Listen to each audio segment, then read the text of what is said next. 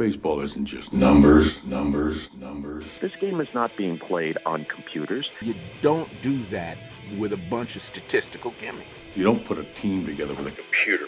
We're talking weighted runs created plus, expected WOBA, his sweet spot rate, defensive runs above average, average exit velocity, barrel rate, xFIP, BABIP, SIERA. We are above replacement radio. And welcome to Above Replacement Radio, where we're talking baseball kind of whenever. I'm your host, Chris Gianta. Over there on the other side of the screen is Daniel Kern. How you doing, Daniel? I'm doing very well today, Chris. It's the last episode before my favorite time of the off season, the Baseball Hall of Fame induction. So, you know, the ballot following process has been a little weird this year, but we are pressing on nonetheless.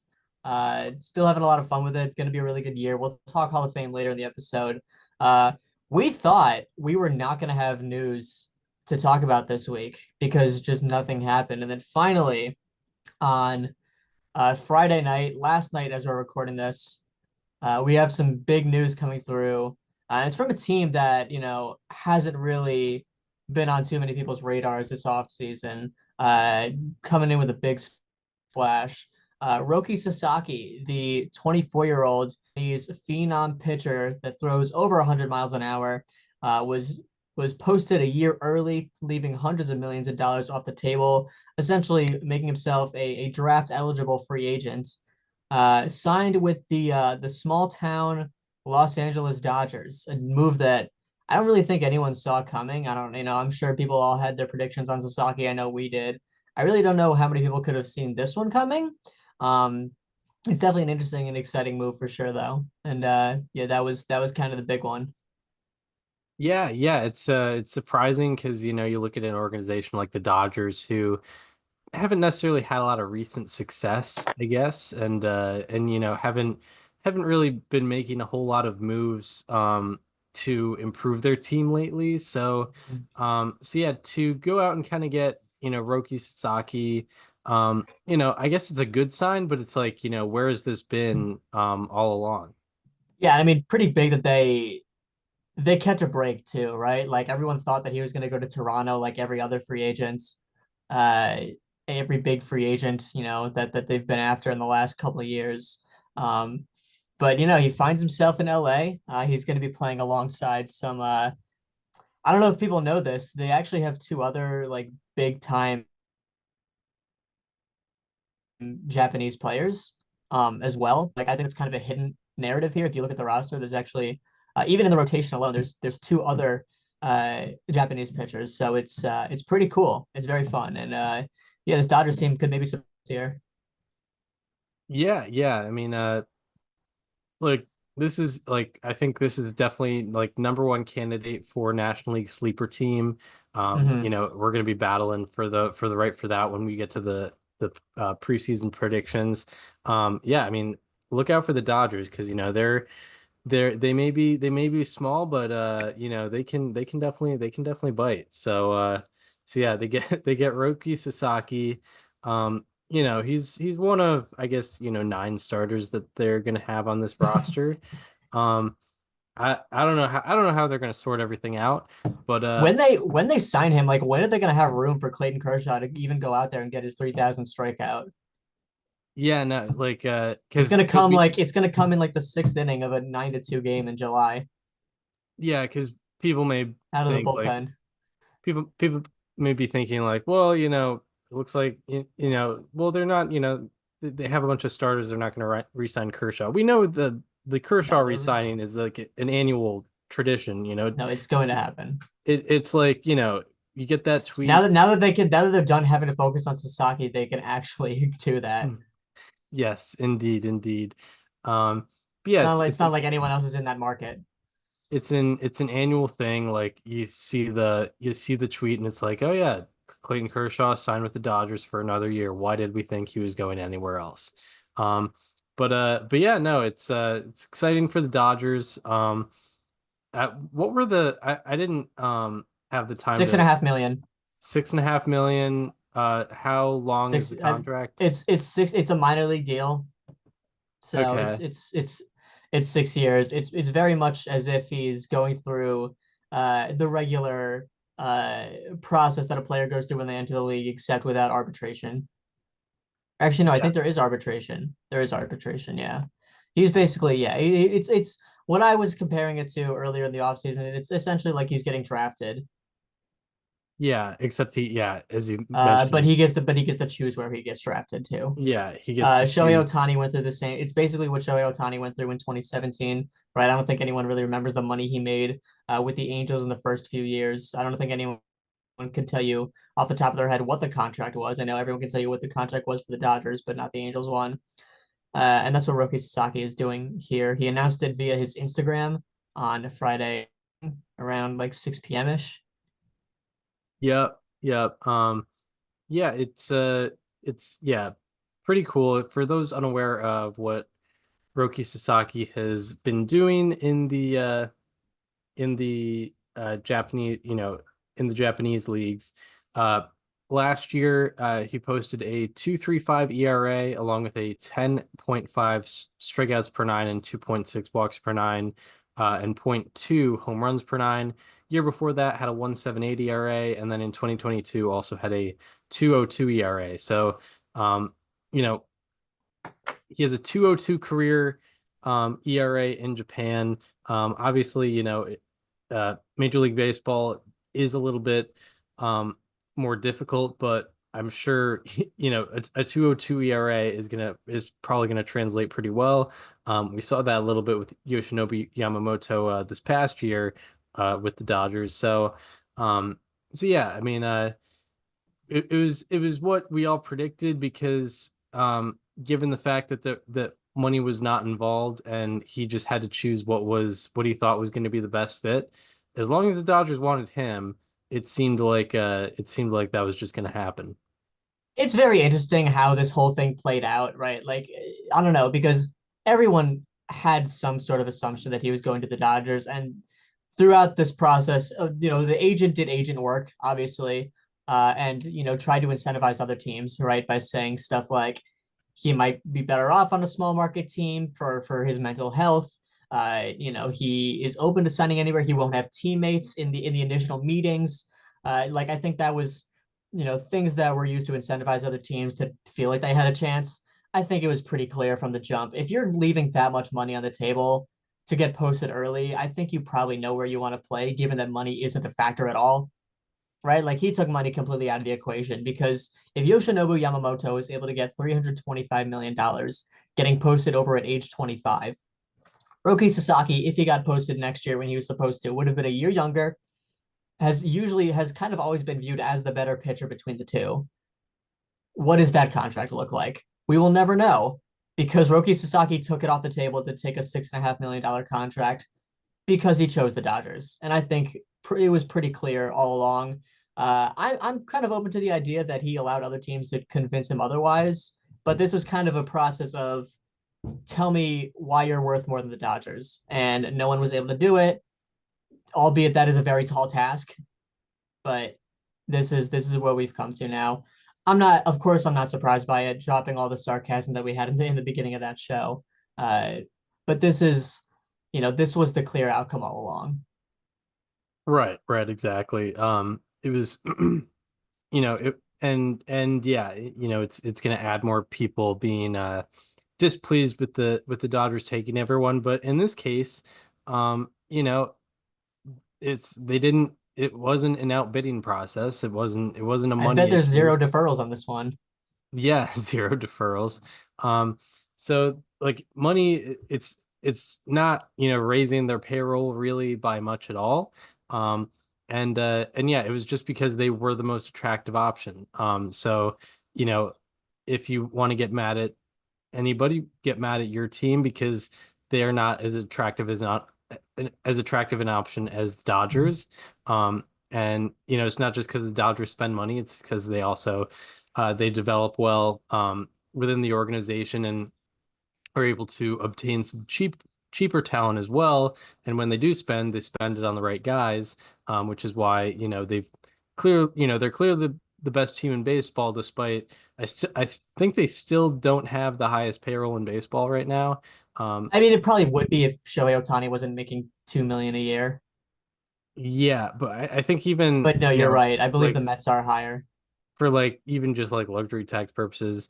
Um, but yeah, no, it like you know, it's they they've made themselves a very good option for someone like Sasaki. So that's why they got him. It wasn't because, of deferrals or, being able to pay being able to pay him that much.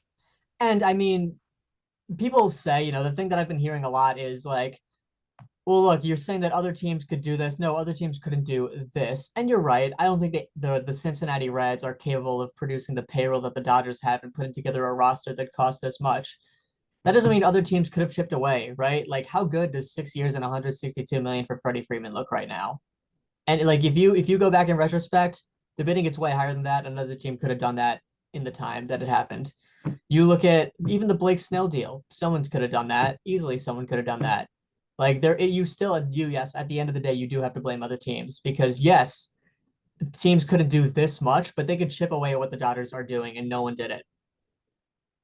Right, right, exactly. Like yeah, during the Mookie Betts trade That was another sweepstakes. one. Yeah, the Red Um Sox could have signed him for what he took with the Dodgers. yeah, possibly. Um I think COVID It certainly did, had but an they could have impact not on it. traded him, and COVID would have still happened. Yeah, exactly, exactly.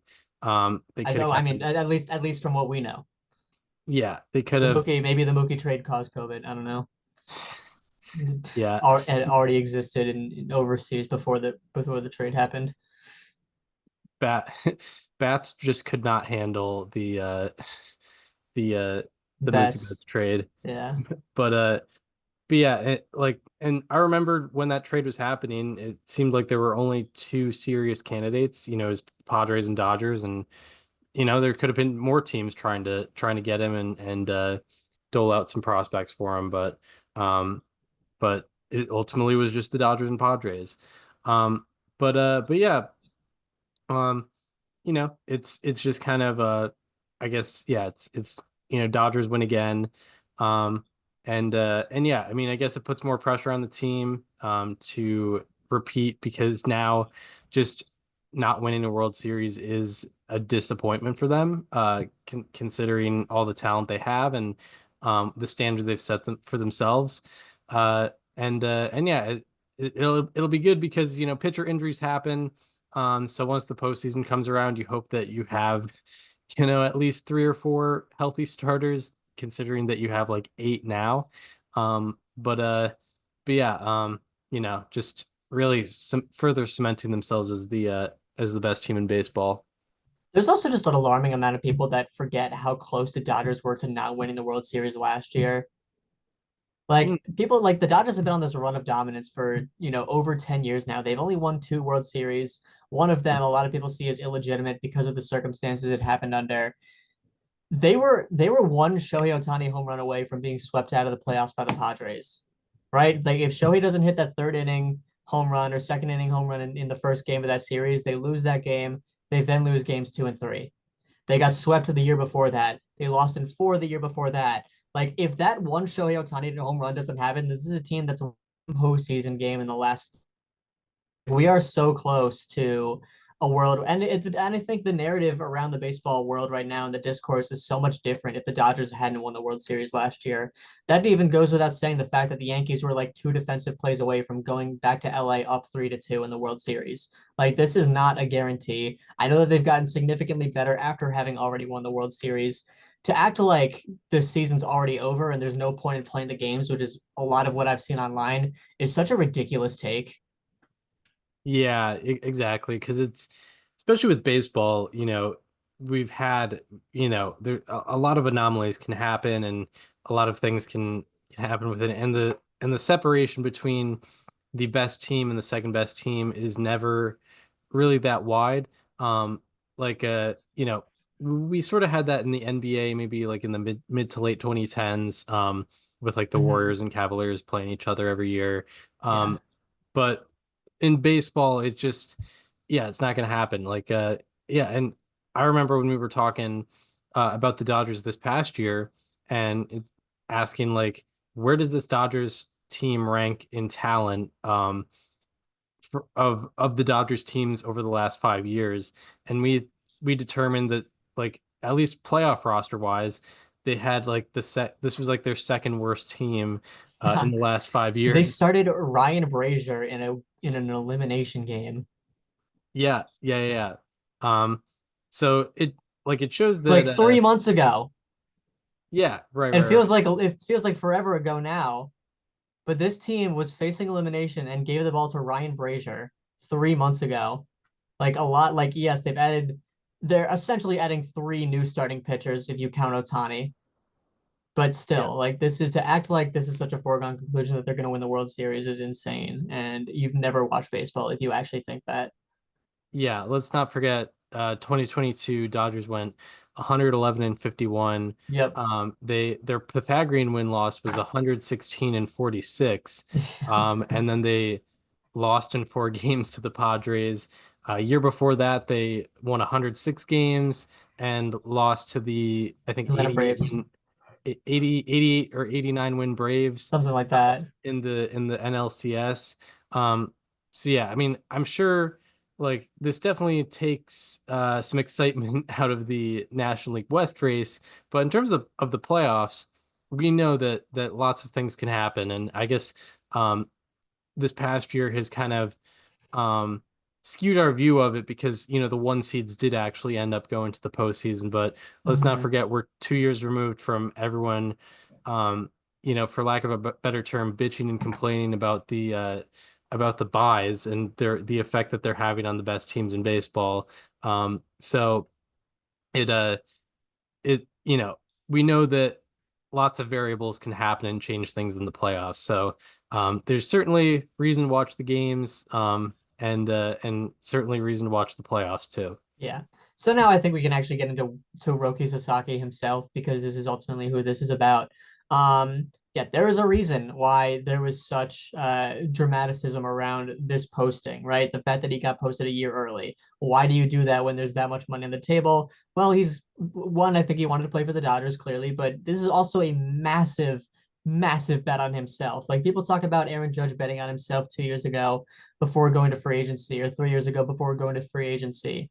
This is so much more than that. And he has good reason to do it. Roki Sasaki is going into his age 24 season. The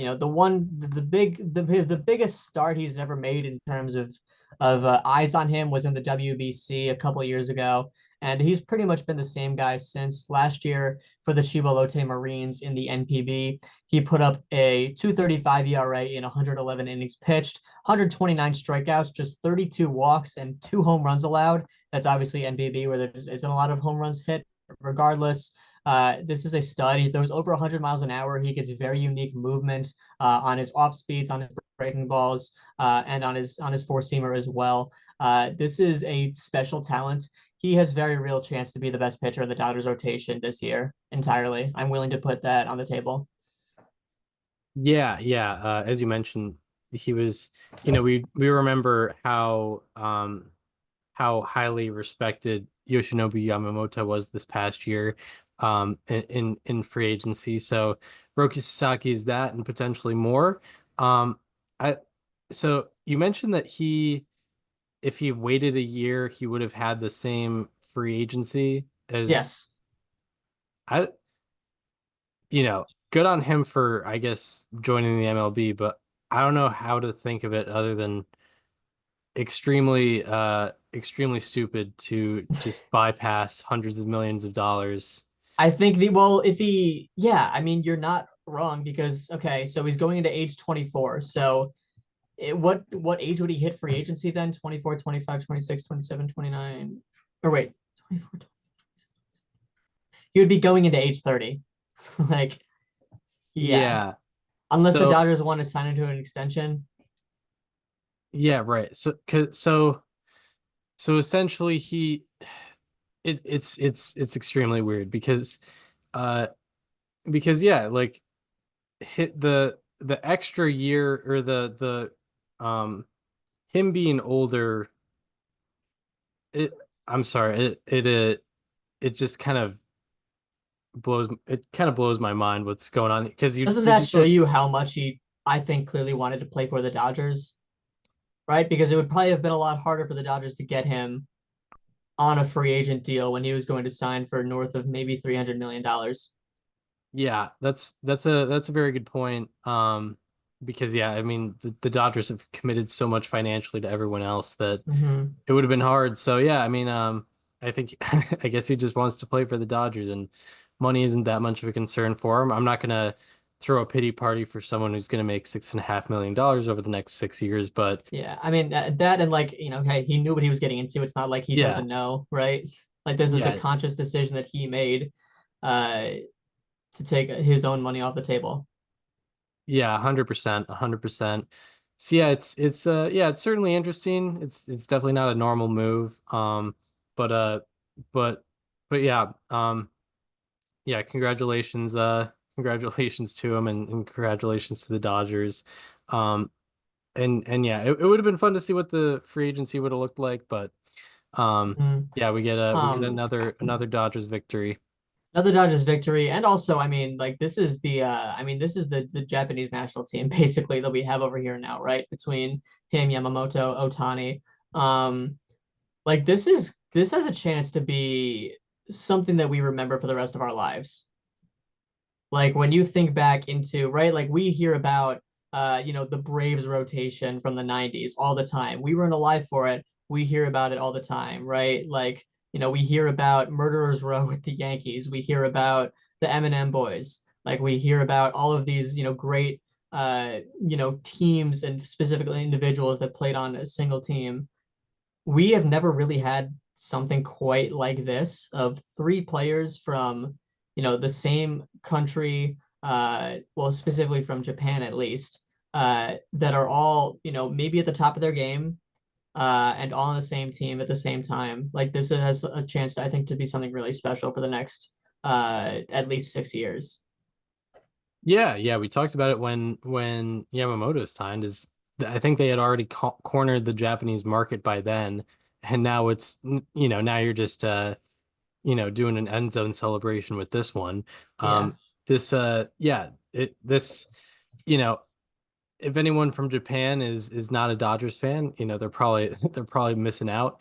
Because that's basically their team. That's this team that's kind of been assigned to them. And yeah, if you're not rooting for them, you're kind of doing it out of maybe a little bit out of spite or rebellion, just trying to be different. So yeah, Or it's you just like really liked Masataka Yoshida. yeah, yeah. You're yeah, you're a big You're a Yoshida guy. big, huge Lars Nootbaar fan. Right. Yeah. Exactly. Um, Love Shota Imanaga. oh yeah. Yeah. Um, so Big fan of uh Kodai Senga. so so yeah, like it's certainly good for the Dodgers to, I guess put the cherry on top with Roki Sasaki. But yeah, it'll definitely be exciting to watch this team. Yeah, I am excited. I know that a lot of people are mad, a lot of people are upset. I'm going to have a lot of fun watching this Dodgers team this year Yeah. And you know what? because it's something I don't know, like it's something that you got to take in. Like, who knows, what the health looks like for all these guys. Plenty of these pitchers have had recent injury problems. Well, all I mean, Roki's kind of the well, actually, yeah, all five of these pitchers have had recent injury problems, right? Like Glass now, I mean, Tommy John recently, plenty of things. Blake Snow was hurt last year. Roki only pitched 111 innings last year. Like he was hurt for part of it. Yamamoto went on the IL last year. Otani's coming back from his second UCL surgery. Like nothing is guaranteed, right? Like there's a reason people are making jokes about like, oh, like Mike Petriello tweeting about how they will be desperately trying to trade for Bailey Ober in July. Yeah, right, right, right. Um, yeah, exactly. And I've had there, we've been doing this podcast for a while, and there have been years where, talking about the Dodgers, we've thought about labeling them a super team, whether it be I don't know, like entering 2021 or entering this past season. And, in 2021, they didn't have the best record in baseball. And this past year, they didn't reach 100 wins. So, um, it- baseball is a sport where no matter who you have on your roster, games are always going to be competitive. You may win more than usual, but games are going to be competitive. Any one team can really win at any given time. And ultimately it's kind of about depth and what you bring to the what you bring to the table come October. So yeah, it looks like, yeah, they're definitely gonna have the best record in baseball, but um that could change with like a couple people going down or a team kind of rising out of nowhere. It's happened before, we've seen it. So yeah, I've been a baseball fan for too long to think like this is just puts a blemish on the whole season. Yeah, that's an insane thing to say. Yeah, indeed, indeed. But yeah, did you have anything more on the Roki Sasaki signing? No, I think that was kind of everything I had. Awesome, awesome. So yeah, now we will later do our Hall of Fame talk, but we will before that get into our next top 10 list. It is left fielders this week. Last week we did shortstops. The preceding weeks before that, we've done catcher, center field, and first base. But yeah, we're back. We're back in the outfield once Week again. 5. And yeah, before we get into it, outfields can always be specific outfield positions can always be tough to judge because oftentimes, we think a guy's gonna play at a certain position and then they don't. Like last year, we had Riley Green on the right field list because he was a projected right fielder and he mostly played right field, and then he went out and played mostly left field this past year. So now he's a left fielder, and maybe the Tigers will change their minds again and put him in right field or something like that. But yeah, so we're just going based off of largely the Fangraphs projected roster or kind of where they've historically played. And the two big people that would probably get included in most lists, but won't be from us because they're probably going to be DHs, are Jordan Alvarez, who has historically mostly been a DH and usually only fills in at left field, and then Christian Yelich, who has mostly played left field in his career. However, he's coming off an injury. Fangraphs has him as a projected DH, and also, the rest of the Brewers outfield is very viable defensively and would just be better options than Christian Yelich, whether that be Sal Frelick, Garrett Mitchell, Jackson Chorio, Blake Perkins, and even I think someone else that I might be missing. But yeah, so yeah, don't worry. We do think that Jordan Alvarez and Christian Yelich would be on these lists if they were going to be left fielders, but unfortunately, they're going to be DHs, so they're not going to be making this list. And yeah, this is a projection for 2025. This is what we think they will do in 2025. So, maybe some players are going to be below some guys who had better years or had worse years last year. But this is just what we're going off of, thinking what they're going to do for 2025. Using the past for reference, but also using age and underlying numbers and whatnot. But yeah, without further ado, if you didn't have anything else to add, who's Yeah, your real quick. and So yeah, go I ahead. have this is definitely the newest list that I've ever put together, or for this year at least. I have 3 returners to the left field list and one guy that played, yeah, like you mentioned, played right field last year and is now on the left field list. Um, at number 10 is one of my returners, a guy that kind of broke out last year. Definitely still left a little bit to be desired, but very overall put together a very solid performance. I don't think one that was on too many people's radars. Talking about Heliot Ramos from the San Francisco Giants, who hit the ball very hard last year, an average exit velocity of 91.5 miles per hour, a barrel rate of 14.5%. So, I mean, in terms of hitting the ball the right way, did a very good job of that. The defense was a bit subpar. The K and Walker numbers were not exactly where you want him to be. But regardless, he put together a 269, 322, 469 season for a 791 OPS in 518 plate appearances, just qualifying for the batting title. I really like Ramos a lot. I think a lot of what he did can be sustainable this next year because of his hard contact. He's a guy that swings the bat very highly.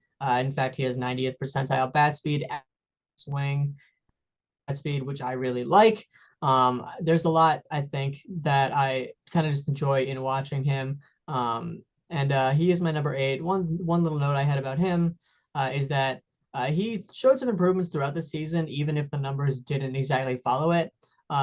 His pull rate went up by at least 4% in each month of the year. It started at like 20-ish% in May and then finished off around 40% in September. Additionally, from May through June, he pulled 8.1% of his fly balls. And from July to the end of the season, he pulled 23.2% of his fly balls. So a 15% increase in that department. Like I mentioned, he hits the ball very hard. If he can pull it, I think that gives him a better distribution of that power. That probably helps him. I think that could help him shoot beyond the 22 home runs that he hit last year if he's able to do that over the course of a full season. So for that reason, I have Heliot Ramos cracking the number 10 spot on this list. Yeah, he definitely showed some signs and provided some power to a lineup that needed it for sure. My number 10 is one of my returners, and before I get into the list, I have the same thing. I have 3 returners, and 3 returners to go along with one guy who was on a different list. And yeah, so my number 10 is actually a returner, one of those 3 returners. He was number 7 on my list last year. It is Lars Nootbaar of the St. Louis Cardinals. He is heading into his age 27 season. And he has a 113 OPS plus and +1 defensive run value over the last 2 years. So, pretty good on both ends of the ball. What stands out about him is his plate discipline. He put up 100th percentile chase rate, 98th percentile walk rate in 2024, and that helped lead him to an 89th percentile expected WOBA in 2024.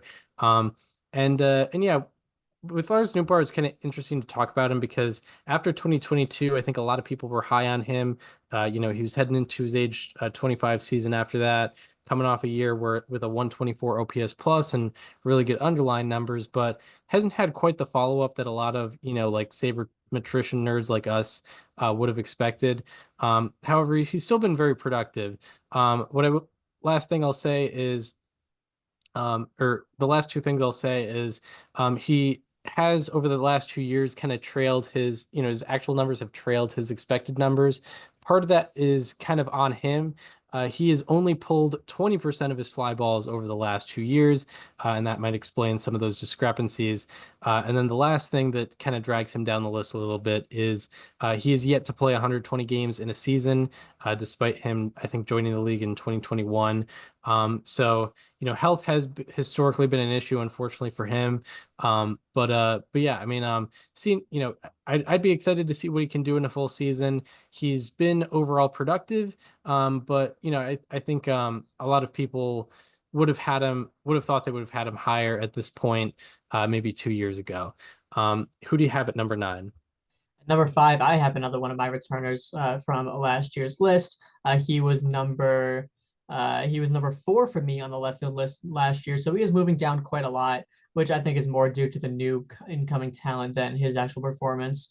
It's Brian Reynolds from the Pittsburgh Pirates. There is still a lot that I really like here. I know that the defense is what it is. Both Fangraphs and Baseball Savant have him as basically the worst defender in the game, or at least one of the worst. What I like about Brian Reynolds, one, is that he's very consistent. He's one of just 11 players in Major League Baseball to have accumulated at least 610 plate appearances in each of the last 4 seasons. So he's one of the most available guys pretty much in the league. He doesn't really miss a lot of time for a team that doesn't have a lot of consistency and has quite a bit of turnover, especially in the lineup. So I think he's meant a lot to that team over the last few years and will continue to do so this year. And I still like a lot of the batted ball metrics. He put up a 350 expected WOBA last year, which put him in the 85th percentile. He hit very well on a lot of different pitches. One stat that I had, and this is probably my favorite stat that I'll have on anyone throughout the episode, Brian Reynolds had a 1.9 run value per 100 against four-seam fastballs, which means for every 100 four-seamers he produced an approximate 1.9 runs for the Pirates. That was on 196 plate appearances. He had a 2.5 RV 100 on changeups in 101 plate appearances and a 1.1 run value per 100 against sinkers in 106 plate appearances. This made him one of just 4 players in Major League Baseball to have a run value of 100 above 1 on at least 3 different pitches with at least 100 plate appearances in the league. The other 3 to do that, Aaron Judge, Bobby Witt Jr., Shohei Ohtani. It's those 3 and Brian Reynolds that did that last year. So that is pretty much, if you could handpick 3 hitters to be in that sort of company with, it's literally those 3. That's where Brian Reynolds finds himself. He still hits the ball very hard. He hits it very well. The sweet spot rate is high. The batted ball distribution is pretty much exactly what I'd want it to be for him. He's still very quick. He has a 67th percentile sprint speed. The defense, I get it. It is what it is. There's still too much to like on offense for me to just keep him off the list entirely. For that reason, he is going in my 9th spot this year. Yeah. My number 9 is a newcomer to the list. He had shown flashes of greatness before this, but broke out once again. It is Tyler O'Neill, who just had his lone season with the Red Sox. He's going to be playing for the Orioles this upcoming year. He is heading into his age 30 season, and in 2024, he posted 3-year highs in average on-base percentage, slugging, OPS plus, barrel rate, average exit velocity, and games played. So pretty much all the important offensive numbers as well as games played. And among current starting left fielders with 400 plus plate appearances last year, he had the highest OPS among them.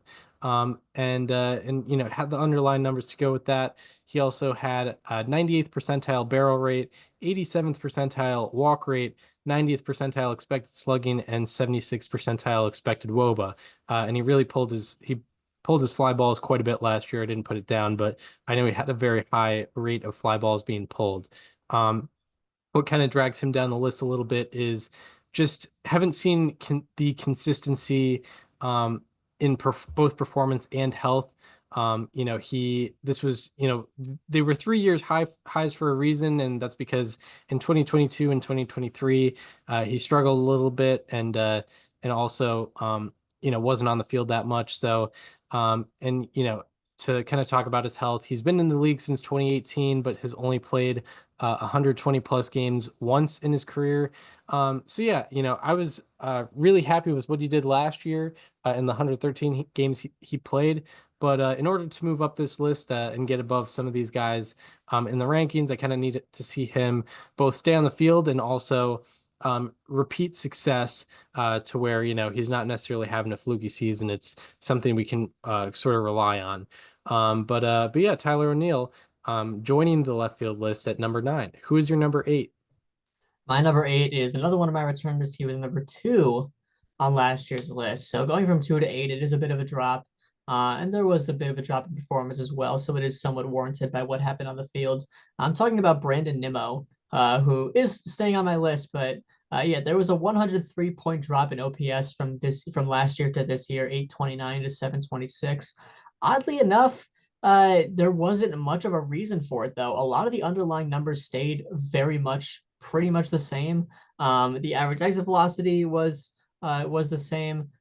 All the batted ball distribution was relatively the same in terms of ground balls, fly balls, line drives, and pop-ups. The direction was not too changed as well. The strikeout rates were the same. The walk rates were the same.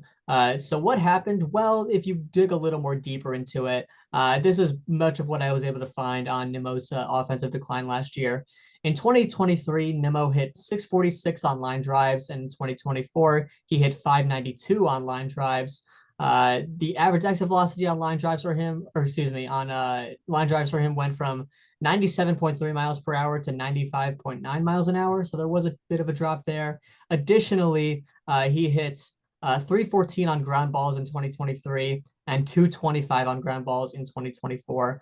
His expected batting average was around 260 each year. So he got very lucky one year, very unlucky the next year. I think there's very good reason to believe both his line drives and flat and ground balls can get a little bit up to where they were before, as long as he sort of keeps everything else the same. So I'm banking on a bounce back season from Brandon Nimmo. I think he's much better than basically the league average hitter that he was last year. He only put up a 107 OPS plus.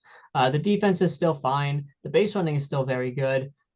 So he is remaining on this list, despite, in all the incoming talent. He is my number 8 left fielder this year. Right, right. My number 8 is another newcomer. He is not assigned to any team right now. It is Jurickson Profar, who just had an absolute career year this past year. He is heading into his age 32 season, and he's coming off career highs in average on base percentage, slugging, OPS plus, expected slugging, expected WOBA, average exit velocity, barrel rate, and fly ball rate. Guy's been in the league for a long time, and he had career highs in all of those in 2024. He's also coming off career lows in whiff rate and chase rate. And among current starting left fielders who qualified last year, he had the highest OPS among them. And had the underlying numbers to go with it. His WOBA and expected WOBA difference was only 1 point. He had a 92nd percentile expected WOBA, and was the only player in baseball last year to have 80th percentile average exit velocity, 90th percentile chase rate, and 90th percentile whiff rate. Only player in baseball to be at those markers or better, to be at all 3 of those markers or better. And those are pretty important stats. It's, plate discipline, contact rate, and how hard you're hitting the ball. So, not necessarily looking after the most niche numbers. What kind of drags him down the list a little bit is he has a negative 20 defensive run value over the last 2 years. And then also, this season was very, very random. And we could look at this historically as like, oh, wow, remember when Jurickson Profar had that 1 year? Yeah, that was crazy. So, yeah, I kind of need him to repeat success to put him higher, because he is 2 years removed from being below replacement, mostly with the Rockies. So yeah, the team he goes to could vary his ranking as well, but right now I have him at number 8, just because he certainly earned it this past year. But yeah, I just need to see him perform more and do this more in order to move him up the list. Who do you have at number 7? At number 7, I have another newcomer to the list, a guy who is going into a contract year, and I think could be maybe a trade target for a team. There was talk about him getting traded this offseason, but it hasn't happened yet. Talking about Taylor Ward from the Los Angeles Angels.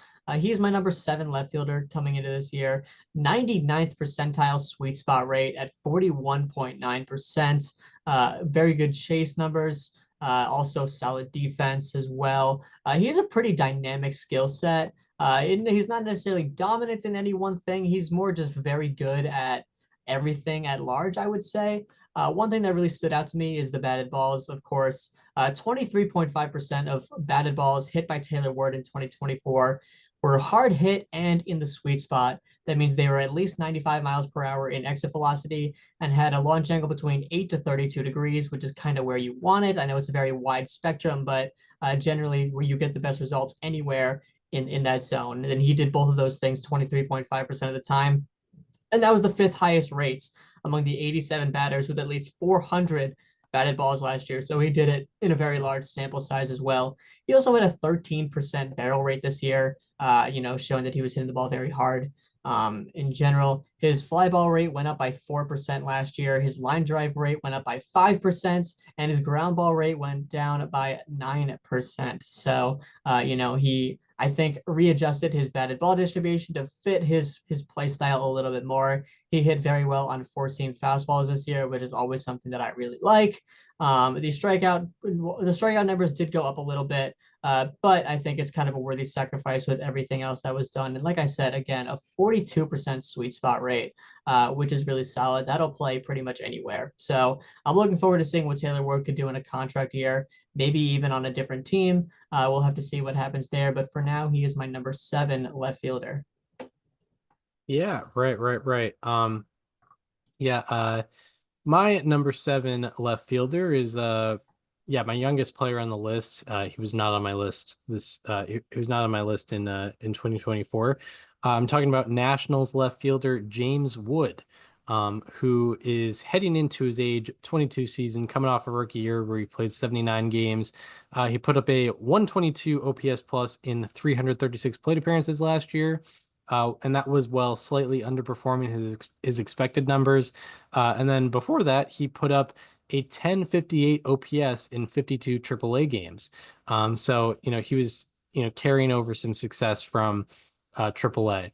Last year, he put up a 92.8 mile per hour average exit velocity, which is really, really impressive. From his debut on, he ranked 13th out of 128 hitters in average exit velocity.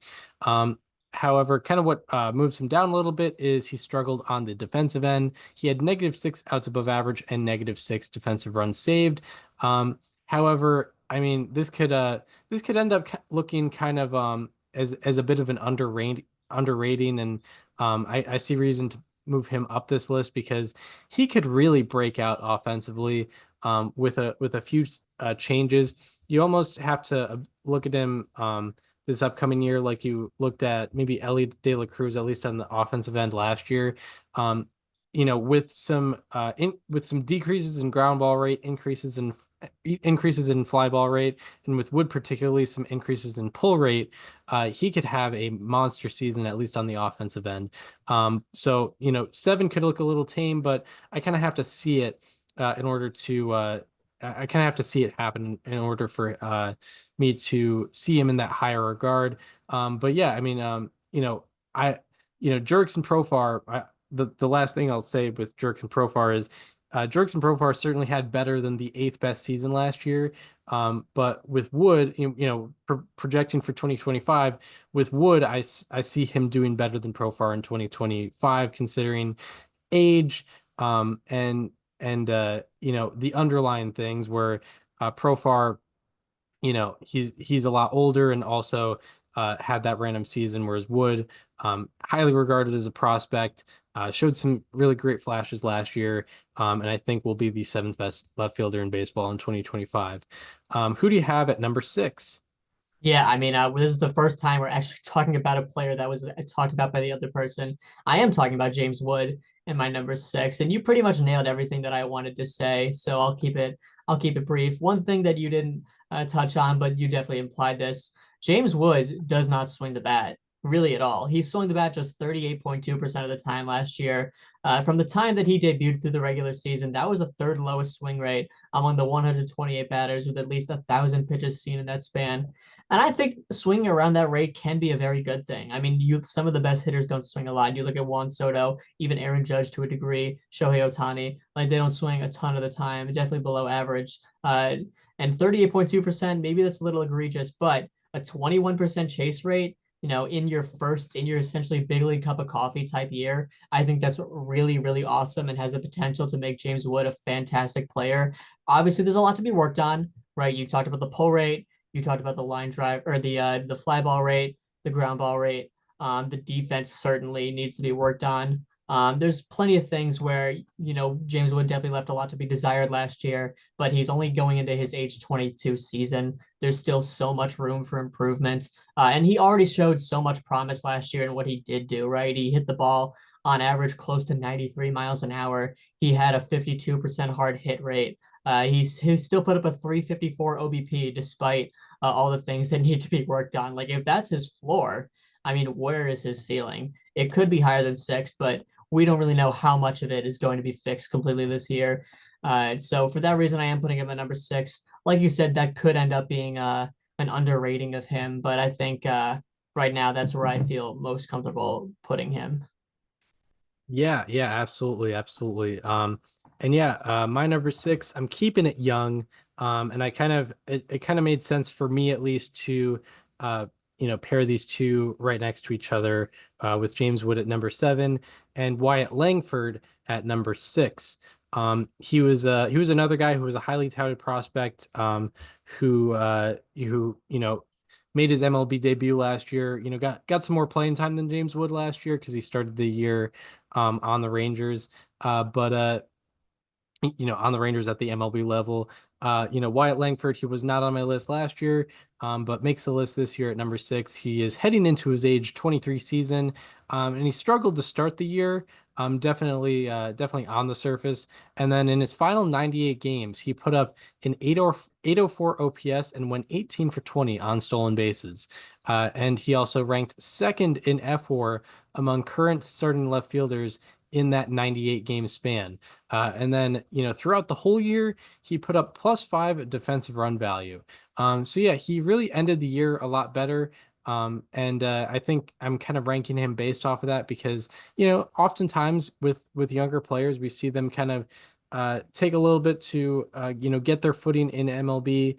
And it seemed like that was the case with Wyatt Langford. And, with younger guys, I tend to value the how they ended the season a lot more than how I view their season as a whole.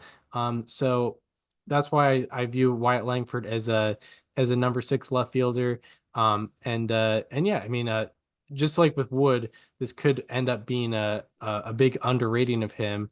But yeah, just kind of have to see him perform more at that level. And yeah, we could see he's certainly a breakout candidate for 2025. But yeah, he gets my number six nod. Who do you have at number five? Yeah, at number five, I have my third and final returner from last year's left field list. He was at number eight last year. He jumps up to number five this year, which is weird because he kind of did exactly what we knew he was going to do. Chris and I love talking about this guy as basically the model of consistency in Major League Baseball. I'm talking about Ian Happ from the Chicago Cubs, who put up, yeah, I mean, 5 points worse in batting average, 11 points worse in OBP, 10 points higher in slugging percentage. So I mean, or no, excuse me, 19 points lower in OBP. Yeah, I mean, we pretty much knew what season Ian Happ was going to put up, and he did exactly that. And yet he's jumping up 3 spots on this list. I think that sort of notoriety and that sort of consistency means more the longer it goes on. He's only going into age 30 next year. It's not like he's, completely old. I know that 30 is sort of that landmark age, but, just hitting it is all right. He is still doing just the whole thing. He walked 12% of the time last year. He hit the ball very hard. He had an average exit velocity over 90 miles per hour, his highest average exit velocity in a season since 2020, which was excellent. He lowered his ground ball rate by 2%, but more importantly, upped his fly ball rate by 5% and upped his pull rate very, very slightly as well. Interesting thing about Ian Happ, he had a 22 run value on fastballs last year, not a run value per 100, but a run value, the count stat accumulated. His 22 run value on all fastballs was 10th highest among all hitters in the league. He also had a 20 run value on sinkers and cutters, which was third in baseball behind just Juan Soto and Aaron Judge. It went Aaron Judge, Juan Soto, Ian Happ on that rankings list. Yeah, Ian Happ has pretty much done the exact same thing in each of the last like 3 to 4 seasons, I would say. He's the kind of guy that you really just know what you're getting out of him. And he's in my 5 spot this year. I mean, I don't know if you've ever seen him play, you know exactly who he is. He's a 3 to 4 win player. He'll stay on the field for a lot of the season, get you well over 600 plate appearances, be like around 800 OPS guy with solid base running and manageable defense at Wrigley. And he's my number 5 left fielder. Yeah, I will join you on that. Ian Happ is my Yeah, number that's five. all the things we've disagreed on this list. We have to agree on Ian Happ. Like that's the one Yes. essential here. Yes, Ian Happ is not only my number five left fielder in baseball, he is the number five left fielder in baseball. Definitely according to us. Yeah, he is the most consistent man in baseball. And I have no problem labeling him that. And because consistent doesn't always necessarily have to mean, you know, showing out all the time. It just means you have to have the same level of performance over a period of time. And that is exactly what Ian Happ has done. And he's been productive for sure. Absolutely. That's why he gets the number 5 spot. In 2022, 2023, and 2024, his weighted runs created plus was 122, 120, and 122. And then his FWAR was 3.7, 3.4, and 3.6. It doesn't really get any more consistent from that. Uh, it doesn't really get that. It doesn't really get more consistent than that from a baseball player. His expected WOBA was within 5 points from 2023 to 2024, and he had the underlying numbers to back his performance last year. He was 70th percentile or higher in chase rate, walk rate, sweet spot rate, hard hit rate, barrel rate, average exit velocity, expected slugging, and expected WOBA. So has the underlying numbers to back his production. And since he's 30, there's really no reason to believe that he will either get better or fall off. And yeah, the reason why he, as you mentioned, the reason why he rises up the list is some positional changes and also some underperformance from other players. I know Corbin Carroll was on our list, on our left field list last year. He's a right fielder this upcoming year, and didn't end up really playing much left field last year. So that adds a factor. And yeah, there were some guys that we thought were going to have some breakout years last year that didn't end up doing that. But Ian Happ, in his usual self, just maintained that around 3.5 FWAR, around 20% above average at the plate, and kept doing his thing, and that rises him up the list. So yeah, Ian Happ, number 5. I forgot to mention, we had him the same last year too. He Did was my we? number 8. He was Let's my go. number 8 Yeah. last year. So Listen, I so he think it's moved. funny because we agreed so heavily last week with shortstop. I think we were due for just a chaos week at left field. But Ian Yeah, Happ just is the eye of the storm, right? Like yeah. he is the one cool, calm, collected. We agree on it in the center. He's the immovable object Yeah. in how we view him.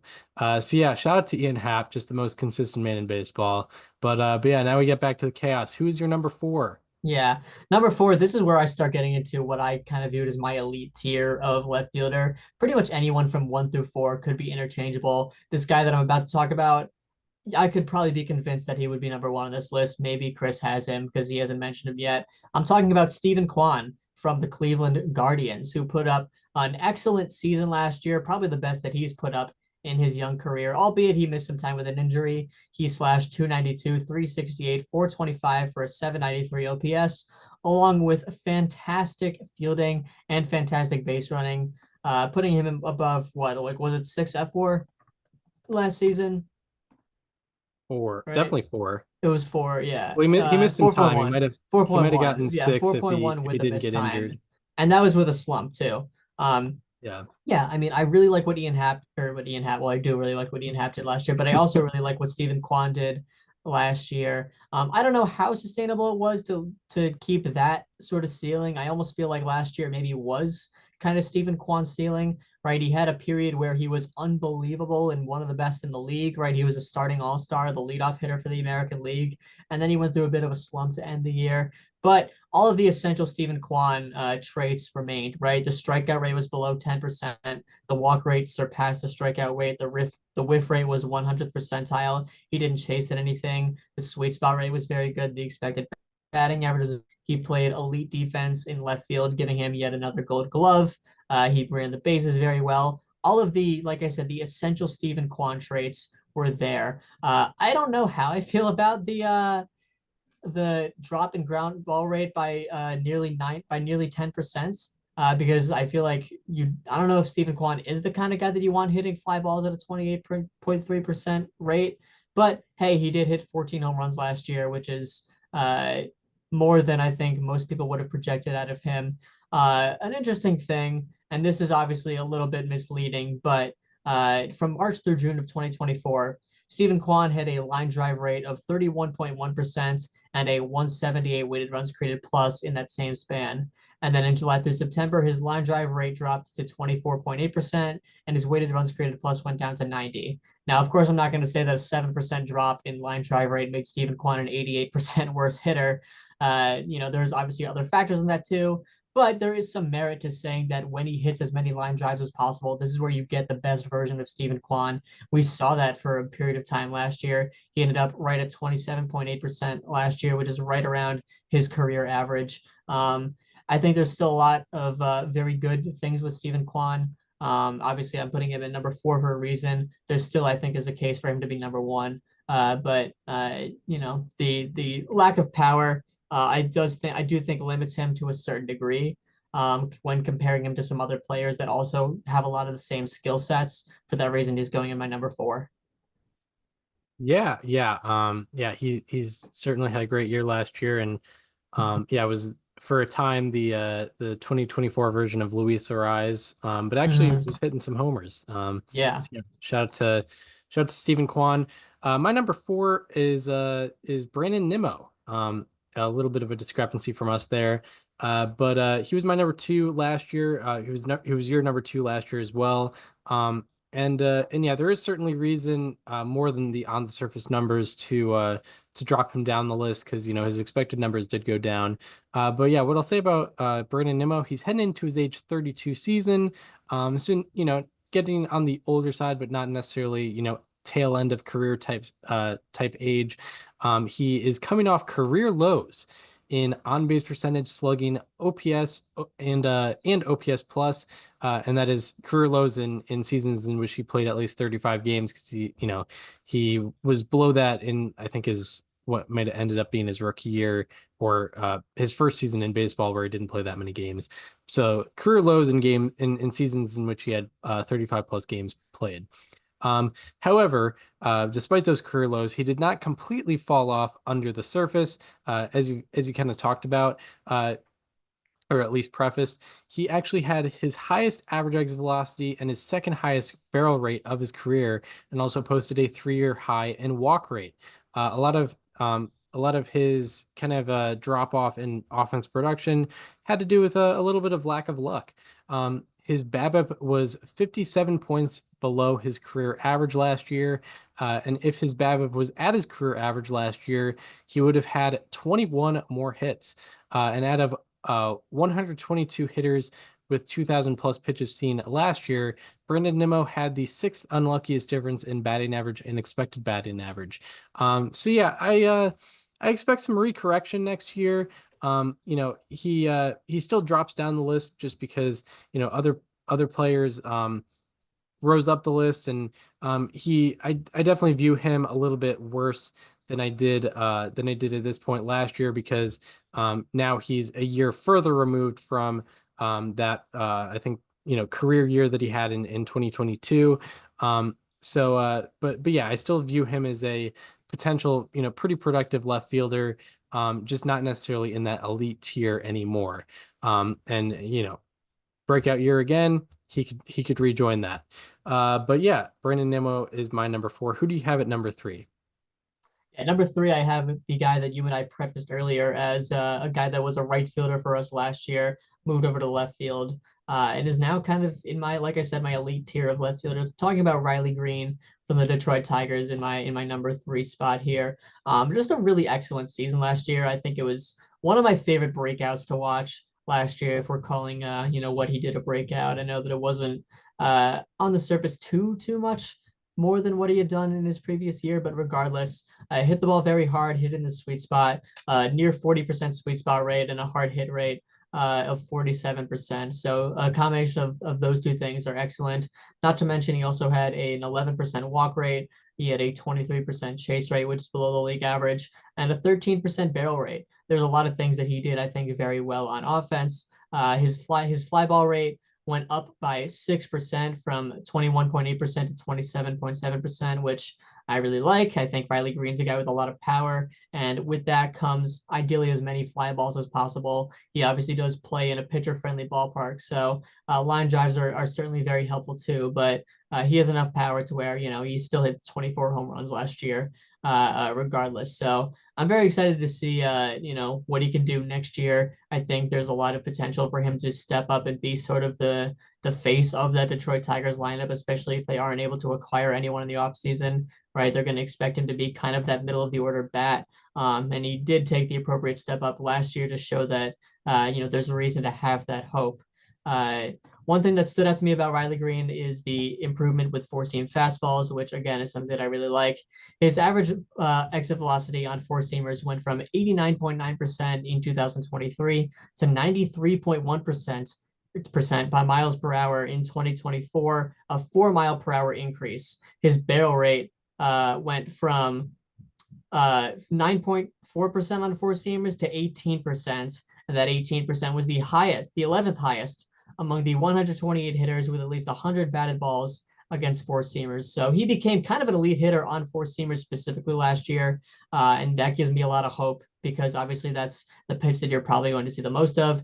If you can do damage about that, it lowers your floor by a lot. And then, with that comes, hitting against off speeds and breaking balls as a bonus, which he also did a very good job of as well last year. So Riley Green is going in my 3 spot. And I'm very excited to see him next year. Yeah, certainly. Definitely one of the mainstays of that organization, and arguably the best hitter in that lineup, if I'm not missing anybody. Ray Carpenter is like the only competition, I would say. Yeah, exactly. When you're in a facing right-handed pitchers competition and your opponent is Kerry Carpenter, Yeah, it's over. It's over. It's donezo. Kerry Bonds. Kerry Bonds. My number 3 left fielder is Stephen Kwan. You had him at number 4. I had him at number 5 last year, and he moves up the list to number 3. And you were right. I was yeah, wrong.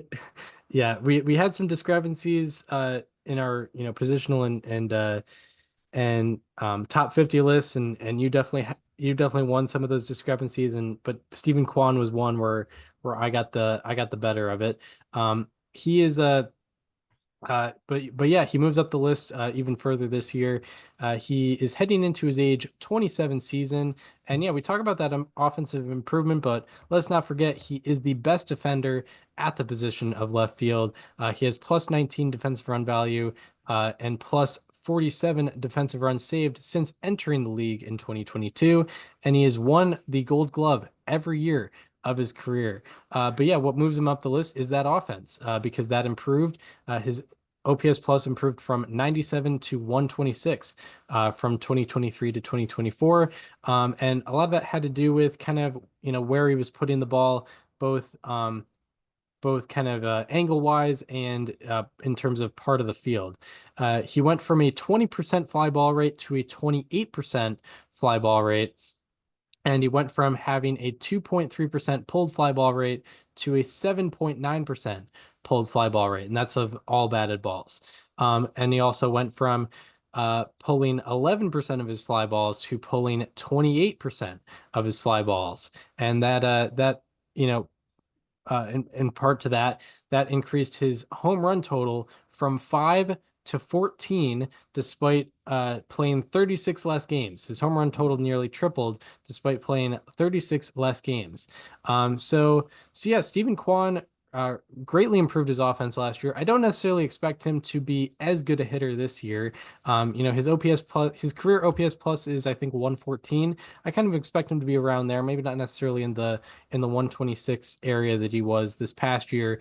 But yeah, I expect him to be, above average hitter and just a very good all-around player. Obviously he's won the Gold Glove each of the last 3 years, and has been a very productive base runner as well. Just kind of all-around player, doesn't need the power to be an above average hitter, and yeah, is my number 3 left fielder in baseball. Who do you have at number 2? Yeah, number 2. This is where I put maybe an ambitious pick at number two, a guy that I suspect you're going to put at number one. But it kind of clears the way for maybe the big takeaway of this list. Talking about Jarren Duran in my number two spot from the Boston Red Sox. And I see Chris smiling. He knows exactly what I'm implying there. Jarren Duran was one of the best all-around players in baseball last year. He played 160 games, had 735 plate appearances, and with that, slash 285, 342, 492 for an 834 OPS. He hit 21 home runs, stole 34 bases, played elite defense, was one of the best base runners in the game, and just overall had an awesome season for the Red Sox. Who had 8.7 wins above replacement, I believe, on one of the websites. Baseball Reference, on yeah. Baseball Reference, yeah, and then a little less on Fangraphs, but hey, that's all right. Regardless, he was phenomenal. Jarren Duran joined Bobby Witt Jr. as the only two players last year to have 20 batting runs, 5 base running runs, and 10 fielding runs on Baseball Savant in 2024, just to kind of show how dynamic he was last year. He sprayed the ball around the field very well, kind of hit to all fields. Both in power, both in contact as well. A lot of doubles off the monster for him this past year. Very aggressive base runner, and it worked for him most of the time, which was very cool to watch. His barrel rate also went up by 4% this past year, which for a contact primary hitter like him, I think that's a huge difference. And that's, that really helps him stand out the way that he did last year. And the line drives were still very good. They were above average, 25.6%. That's a guy you want hitting as many line drives as possible. And like I said, elite defender, elite base runner. He was just phenomenal all around. And he is my number two, not because of his performance, but because of the guy that I will be talking about in a few minutes. Yeah, I feel like we're about to have a Max Fried moment. If you're a fan of the show, if you're a fan of the show and the positional lists, you'll know what I'm talking about because yeah, I think last year when we were doing our pitcher lists, like our mine, it was consistent that like your number 3 was my number 4 and your number 2 is my number 3, and it was like who's the guy who could possibly be number 1, and yeah, I had Max Fried at number 1. So I think if I'm thinking of the right guy, you're gonna have that guy at number 1. But yeah, my number before we get into what my number 2 is, we have to talk about or what my number what my number 1 is. We have to talk about my number 2, who is Riley Green. You're number 3 on this list. And he was my number 7 right fielder last year, as well as I believe you're number 7 right fielder as well. Riley Green kind of made the steps that we thought he would make, and that's rose him up the list, or at least in terms of a respective list. Still a young man. He's heading into his age 24 season and has a 127 OPS plus and 4.2 fWAR per 650 plate appearances over the last 2 years. Among the current starting left fielders with 800 plus plate appearances over the last 2 years, his OPS ranks second. And then along with that, he also has +4 outs above average in 90 games at the position in that span. If you are a big fan of defensive runs saved, I know our friend of the show, Mark Simon, is. Riley Green had a +14 defensive runs saved in 84 games at left field last year. I don't know if he'll necessarily be at that level again this upcoming year, but it shows that the baseball consensus is that he's a defensively viable left fielder for sure, along with the very, very productive offense. And then going back to that offense, he was 80th percentile or higher in bat speed, chase rate, walk rate, sweet spot rate, hard hit rate, average exit velocity, barrel rate, expected slugging, and expected WOBA. There was really not many weaknesses to his offensive game last year, and that led him to having a 133 OPS plus last year. We were both high on Riley Green last year, and we're both high on him again this year because he made those steps that made him a very good hitter this past year, and we could see even more growth as he heads into his age 24 season. Without further ado, let's get into your reveal of the number 1 left fielder in baseball. Yeah, Chris, I told you before this episode that I had a take that I've been sitting on for a few weeks. I told you before this show that this was one of the nuttiest lists I've ever made. Who do you think I put at my number 1 spot? based on who I have in the list and who I view, unless like I totally blanked on somebody and somebody's playing left field that I didn't think was playing left field, my guess is Wyatt Langford. And you'd be 100% All correct. right. I have Okay, Wyatt good. Langford as my number one left fielder in baseball last year. He put up a 740 OPS last year in his rookie season. This is a very ambitious pick, no doubt. But regardless, I'm all in on what I saw from Wyatt Langford last year. But aside from all the struggles, he still put up a very strong season. 7 runs, 7 batting runs, 3 base running runs, 5 fielding runs. There was really not a single aspect of baseball that he wasn't at least some degree of good at last year. 98th percentile sprint speed, 29.8 feet per second, strong fielding on both websites, Fangraph, on. Also a 23% chase rate for a guy just entering the majors. Above average on every baseball savant slider, with the exception of sweet spot rate, which did go up as time went on last year, and then just a little bit below average on squared up percentage. But that's all right because the bat speed is there, and I fully believe that that will go up next year. Why do I love Wyatt Langford so much? Because he pretty much fulfills every single thing that I like in a baseball player. And he also ended the season very strong last year, as Chris mentioned. From September on last year, in the last month of the season, Wyatt Langford was tied for the most FWAR among all AL position players. That was that was huge for me. Like that made me believe, like if he can finish it that way, I could see a Bobby Witt Jr. style breakout in 2025 from Wyatt Langford.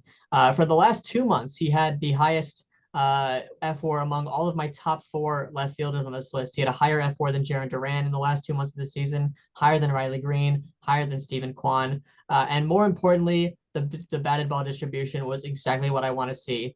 In the second half of the season, Wyatt Langford pulled 48% of his of his batted balls, the 13th highest among the 126 hitters with at least 150 batted balls in the second half.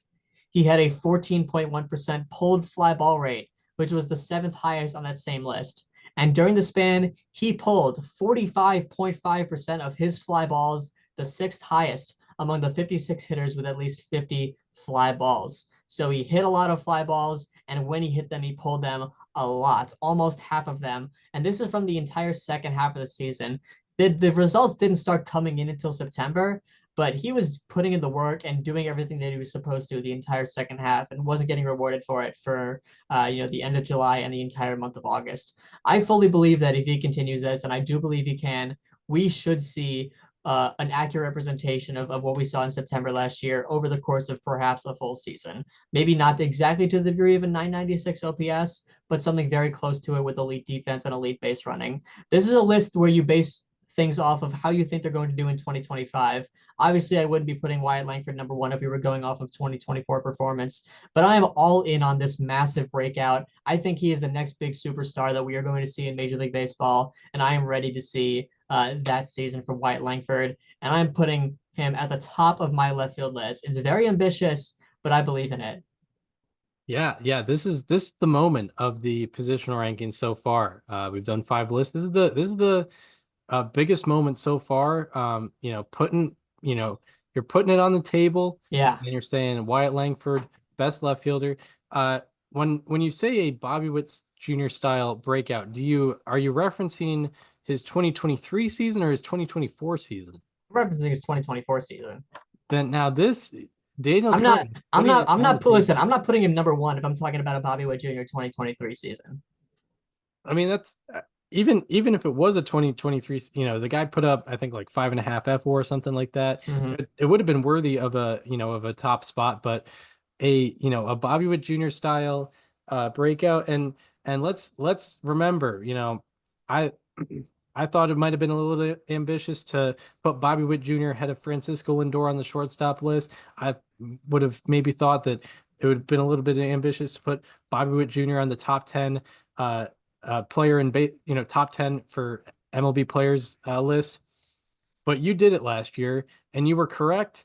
And you were correct where a lot of other people were incorrect. So you're putting out putting it on the table with Wyatt Langford. So this could end up paying off as well. And it could end up looking good for you at the end of 2025. So I appreciate the ambition that you're putting out there for Above Replacement Radio. But yeah, to follow that up, I'm going with the basic pick. My number one is Jarren Duran. Your number two, your number two left fielder in baseball. Jarren Duran was not on any of my lists last year. And yeah, by the way, we should clarify with Jarren Duran. He's a projected left fielder this year. The Red Sox have talked about the Red Sox have kind of said that they want Ceddanne Rafaela out in center field as much as possible this upcoming year. So that's why we have him in the left fielder list, even though he played mostly center field last year. Trevor Story got hurt, which moved Rafael to shortstop. Whereas, Rafael was they plan to mostly have him in center field last year, and that's the plan for this year. So that's why Jarren Duran is on our left field list. But yeah, so talking about Jarren Duran, he is heading into his age 28 season. He leads current starting left fielders in F4 over the last 2 years, and he also led last year. Along with leading in F4, he also led current starting left fielders in BSR and stolen bases in 2024. And he was second in all of baseball, regardless of position, in extra base taken run value, which is a StatCast metric, measures what you do when the ball is in play and you didn't end up hitting it. So yeah. And regarding his improvement last year, he had quality increases in average exit velocity and barrel rate, and a quality decrease in strikeout rate, which all led to a 129 OPS plus, and also a league lead in doubles and triples. He had 48 doubles and 14 triples last year. Part of that had to do with the fact that he, pretty much played every game except the games that he was suspended. But he accumulated a lot of pretty good numbers on the extra base hit front. And also with Jarren Duran, he wasn't on any of our lists last year, but this was not a completely random offensive burst. He had a 121 OPS plus in 2023. It's just maybe injuries got in the way, and he had basically half the amount of plate appearances in 2023 as 2024. This was him in full form, and he really, really excelled.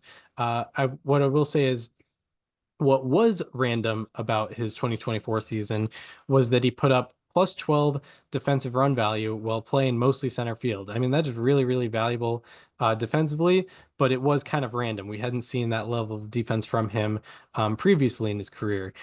So yeah, we will see if he keeps that up. I don't necessarily expect the same year out of Jarren Duran in 2025, where he puts up, 6.7 F4. But, he was so far above and beyond everyone else at the position last year, and was so good all around that I can't deny him the number one spot this year.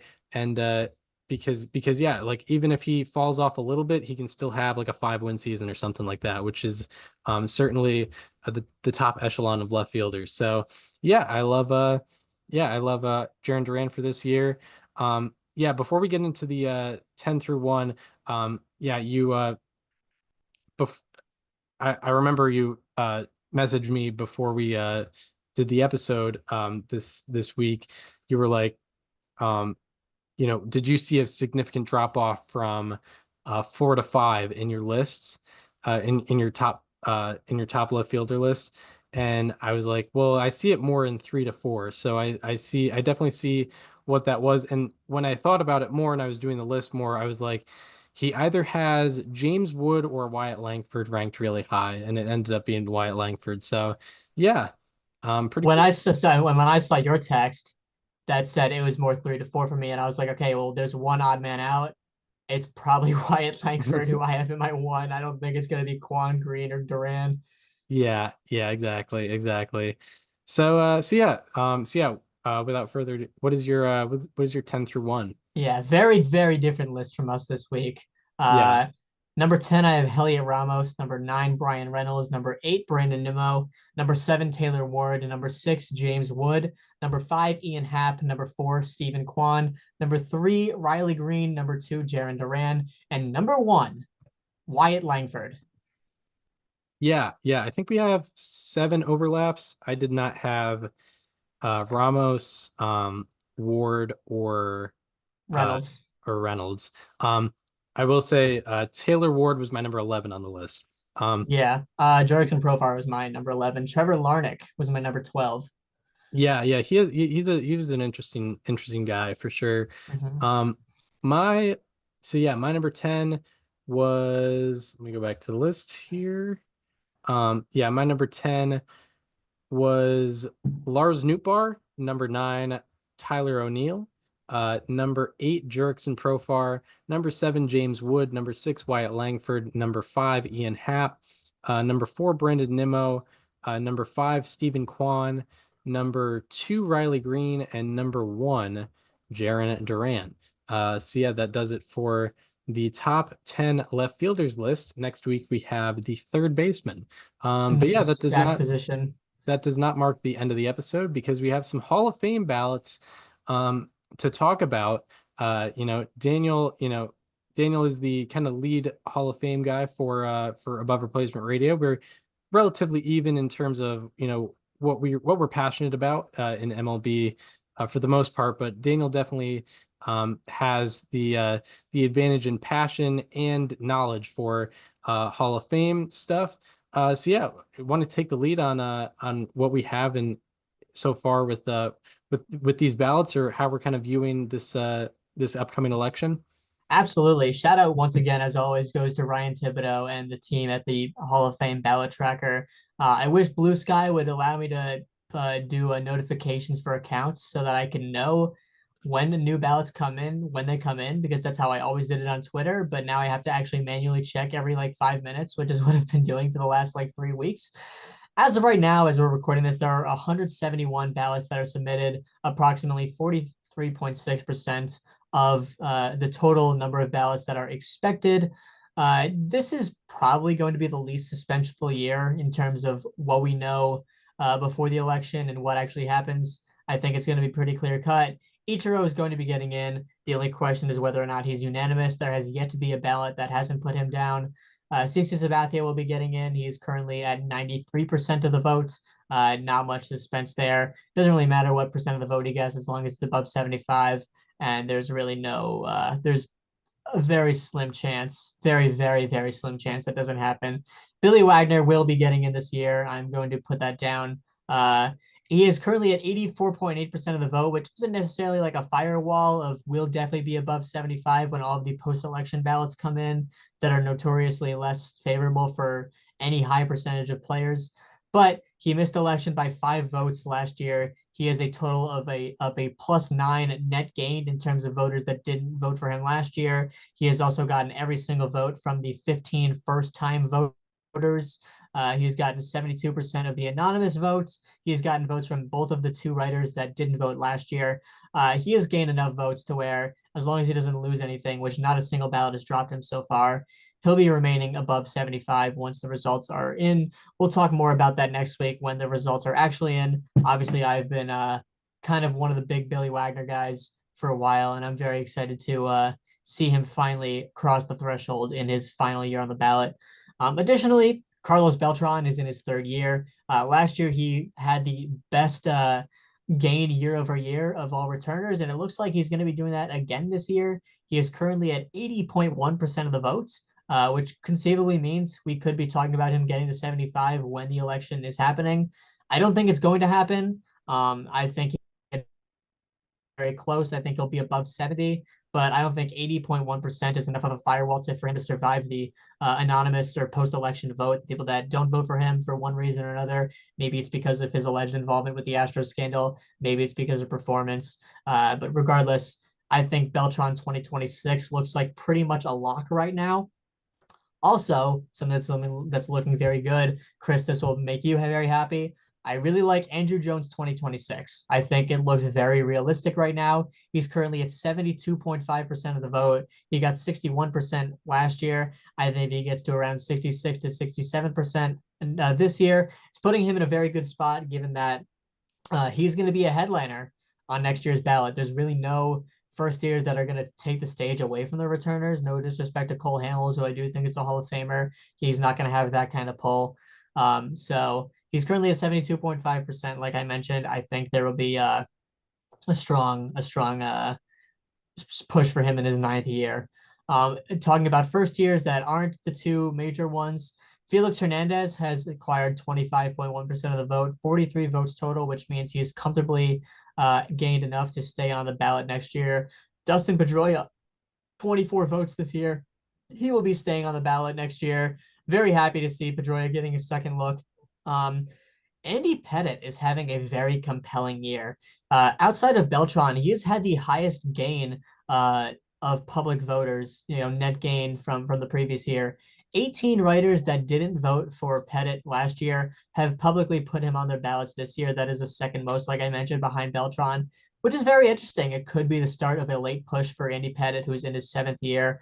I still don't think he's going to get in. Last year, he was at around like 20-ish%. So, and there's PED allegations, but it's cool to see him making a big gain. Chase Utley is in his second year. This is the first year for him to start making gains. He's at plus 11, the third highest, which is very encouraging because he was at 28% last year. I think he could find his way to 40% this year, and that would be a major win for him if he can gain 11.5%. Everyone else, it's kind of just been cut and dry. Jimmy Rollins has seen some decent gains. Andrew Jones, obviously, like I mentioned, Mark Burley has seen some decent gains. And everything else is kind of exactly what you'd expect, I would say. Chris, do you want to go over who is on your ballot for this year? Each year we kind of go through. I've definitely, this has been the least I've paid attention to the Hall of Fame in a while, and I think it's because it's not on Twitter, because it's been like that across the board. It's probably because Twitter is And also, like, there haven't been that many terrible ballots. Like everyone is voting player because Ichiro's been on the ballot. I don't know how there haven't even been any one player ballots. Like there have been no to this point there have been no Ichiro only ballots, which I think that's kind of where most of the engagement from Hall of Fame season comes from writers with bad ballots. There hasn't been a lot of it this year. Like the worst ballots we've seen are like guys that just put Ichiro and CC or guys that just put Ichiro and Billy Wagner. exactly. But yeah, like Ichiro's certainly gotten the recognition. It's it's definitely been interesting to see, and it's not necessarily surprising, but it's been interesting to see like that, Ichiro is unanimous. I definitely agree that he is a Hall of Famer, and I think it would be unfair to view his career as just what his MLB numbers were because Mm-hmm.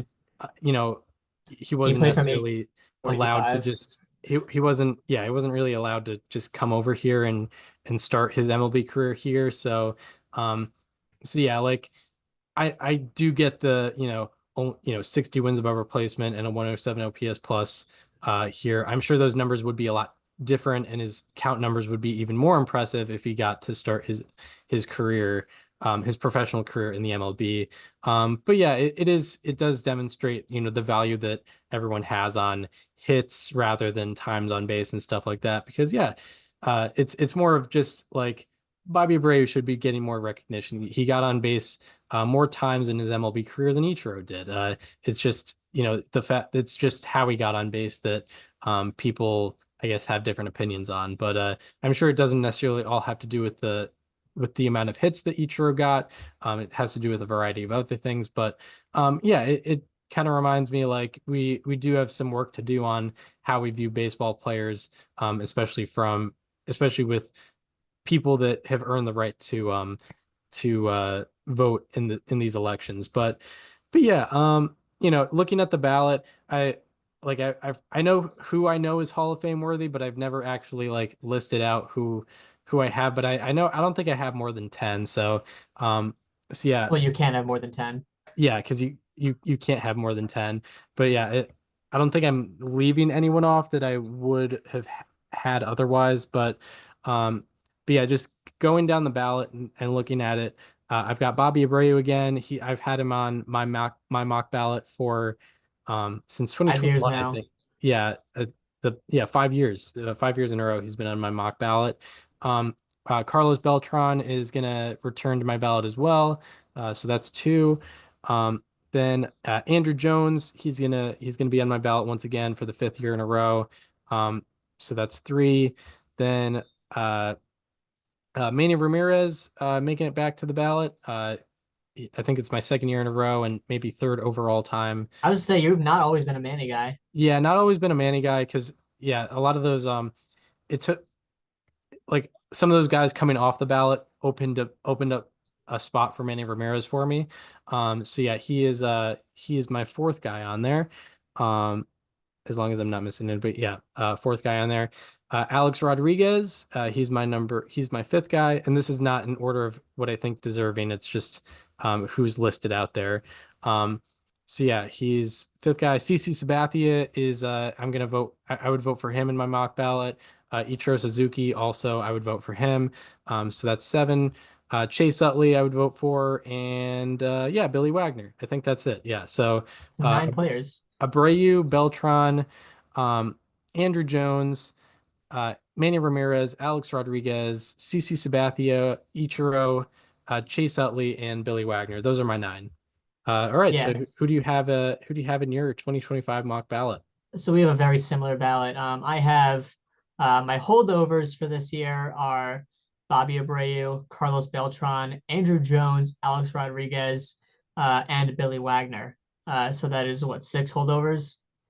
Yeah, that's six Yeah. holdovers. Yeah. I have a one addition to my ballot, which is Manny Ramirez. I dropped him from my ballot last year to make room for some other people. He is returning this year, so it's an ad technically, but it's not my first time voting for Manny. And for first years, I have CC Sabathia, I have Ichiro Suzuki, and I have Felix Hernandez. I made the decision. It was a very tough decision on whether or not to add a 10th, who to make my 10th. Ultimately, I think Felix's peak was good enough for me. He was the best pitcher in baseball for 10 years. You can go by WAR. You can go by the fact that he got the 2,500 career strikeouts. Like that, I think does mean something to me. And people will look at the 169 career wins. And with all due respect, if you're looking at Ichiro's career win or with Felix Hernandez's career wins and saying it wasn't enough, you didn't watch Felix Hernandez and you don't understand his career. Everyone knows the reason he didn't win a lot of games was not because of him or because of the length of his career. It was because of the team he played on and the lack of support that they gave him time in and time out when he took the mound. So I kind of throw wins out the window as I do with pretty much everyone, but especially with Felix Hernandez. Even if it was a short career, he got to 2,500 strikeouts. Like that does mean something to me. I think he would have. I mean, we can play the would have, could have, should have game, but he could have gotten to 3,000 strikeouts. He didn't, and that's obviously something that we have to consider. But I think what he did do was good enough for me in the time that we saw it. There are plenty of players that I didn't consider. I'd like to one day vote for Mark Burley and Andy Pettit. I wish I could give more consideration to Russell Martin and Brian McCann. I'd like to maybe vote for someone like Dustin Pedroia or David Wright in the future. But these are conversations to have another day because Felix made the 10th cut for me in this year's ballot. Yeah. Yeah. He certainly has an intriguing case. And you mentioned he's probably gonna stick around the ballot, right? He is. So yeah, He'll probably get around like 15 to 20% if I had to guess. it'll be cool to for him to get his second look from people, Yeah, second, which is third, really, fourth I think look. this is that's what this year was about for Felix Hernandez and for Dustin Pedroia was just survive long enough because next year's ballot is not going to be as star-studded as this one, right? You're losing probably three people. The only first year that's coming on that's going to steal any sort of attention is Cole Hamels, and even then, he's not going to get a ton of attention. There's going to be a lot of attention going to returners next year, and that's where you want Felix Hernandez and Dustin Pedroia to be able to stay on and see if they can make those gains because that's where it's going to happen. Right, for sure, for sure. Um, Yeah. If you want to read more on my Hall of Fame coverage, you can go to justbaseball.com. I've written for this particular election, I've written out cases for Billy Wagner, Andrew CC Sabathia.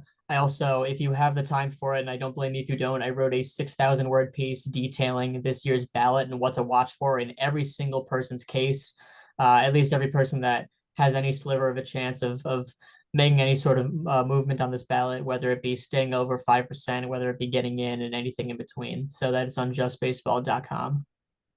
Yeah, yeah, absolutely.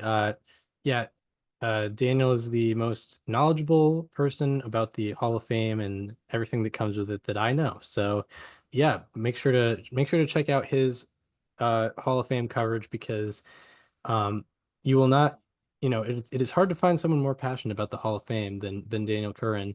As you live what, an hour east of Cooperstown? Currently an hour and a half west. Oh yeah. Yeah, You I grew have up an changed hour look. east Yes. of I've since Cooperstown. changed locations, but yeah, Yes. still in the realm. I covered the Hall of Fame election last year at work. I covered the East West Classic in Cooperstown, which is a lot of fun. Uh, I might be going on Tuesday or Thursday, but that's up in the air. Oh, cool. Very cool. Very Yeah. cool. Good to know. But yeah, that's all for Hall of Fame stuff. Yeah, and but yeah, unfortunately we have to end the episode on a bit of a somber note as just an overall legend of baseball and baseball culture has we've recently lost him, and that is Bob Uecker, who died at the age of 90. A former Major League Baseball player and eventually extremely well liked media figure in baseball.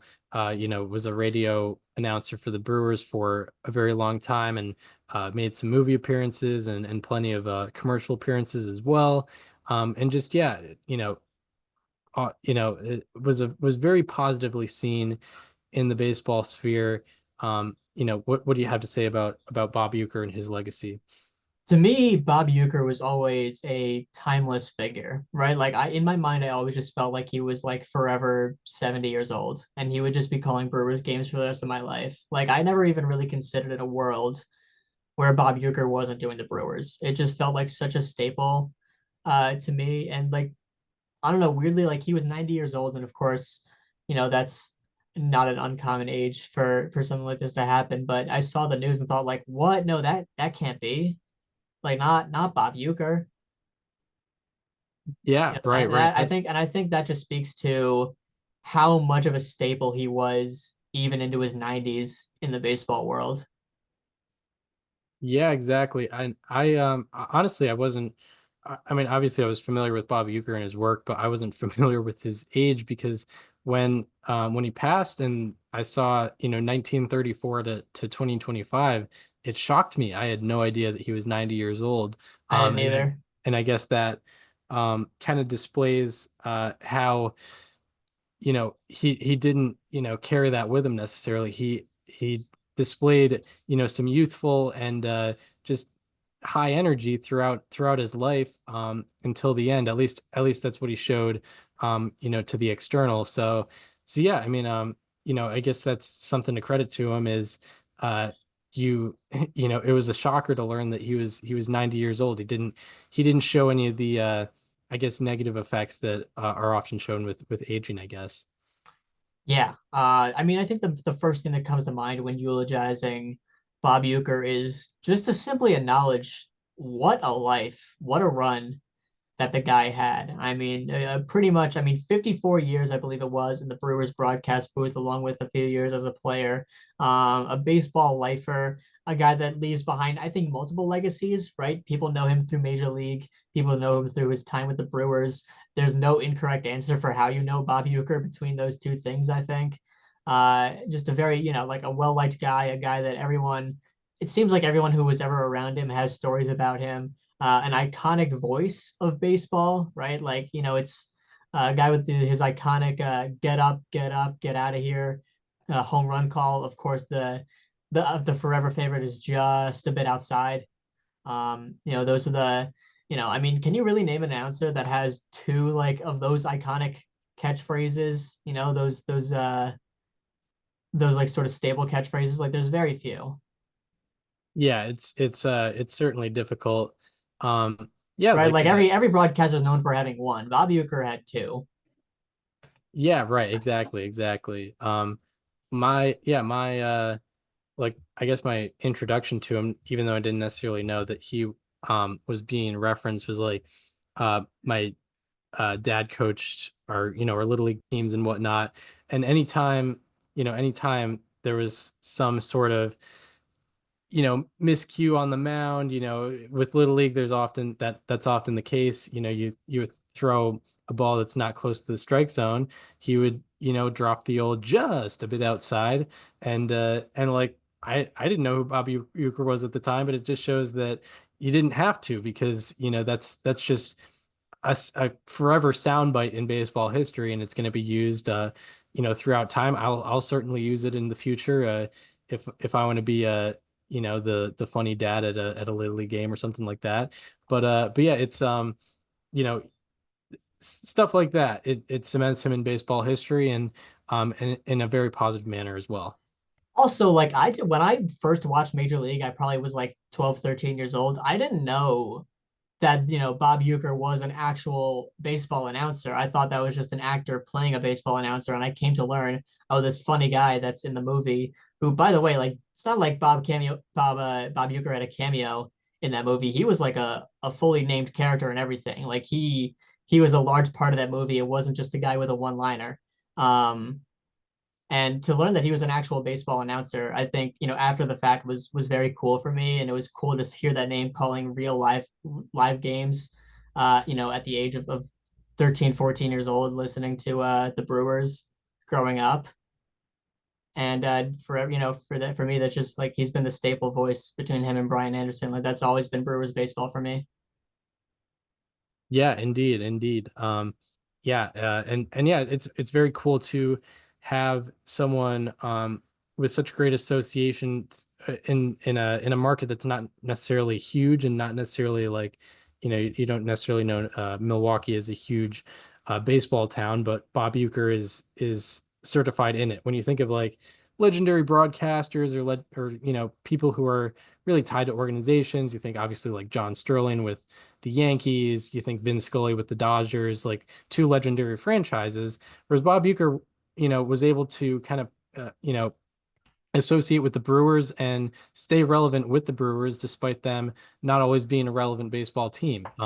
So yeah, it's really cool that he was able to be such a legend for a team that I think has made the World Series once in their history, and has yet to win a World Series, unfortunately.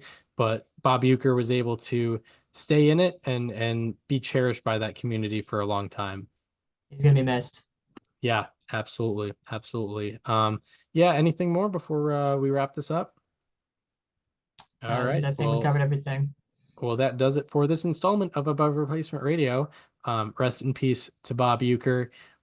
If you are listening on Apple Podcasts or Spotify and want to watch the conversation as it happens, go to the YouTube channel. It is called Above Replacement Radio. Check out all the playlists. We have guest interviews featuring Chris Rose, Jeff Passan, uh, Foolish Bailey, Sarah Langs, Mike Petriello, Mark Simon times four, who is a great promoter of defensive runs saved, a stat that we've mentioned a few times in these top 10 lists that we're talking about. So make sure to check out that playlist, and check out what will eventually be the 2025 positional ranking playlist, where we have we're going to have all the top 10 lists of the positions that we've done so far for 2025. We'll have that in a list on YouTube, so on a playlist for YouTube. So yeah, be sure to check out the YouTube channel Above Replacement Radio. Also follow us on social media. Follow me on Twitter at Chris_Gianta. Follow Daniel on both Twitter and Instagram at Daniel_Curran. And follow the show Instagram at Above Replacement Radio for all the show needs. We hope you enjoyed this one, and we hope to see you next time, where we will be talking all the happenings in Major League Baseball and the top 10 third basemen in baseball. We will see you then. This conversation is over.